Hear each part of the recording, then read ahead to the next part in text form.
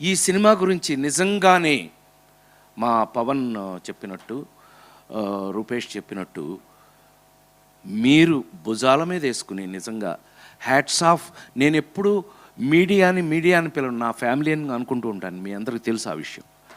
నేను ఎప్పుడు family member, నన్ను మీరందరూ అన్నయ్య అని పిలవటమే నాకు జన్మధన్యం, నా అదృష్టం. Thank you. ఎందుకనంటే అలాగే మీరు నాతో ఉన్నారు.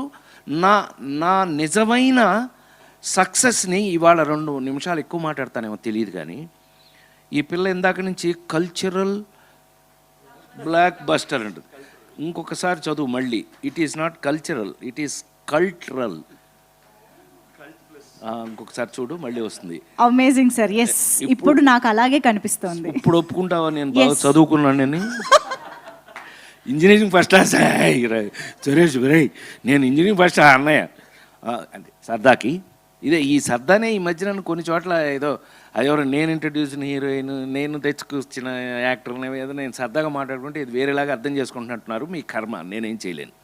నేను అలాగే ఉంటాను, ఎందుకంటే అన్నయ్యను కాబట్టి ఇంట్లో.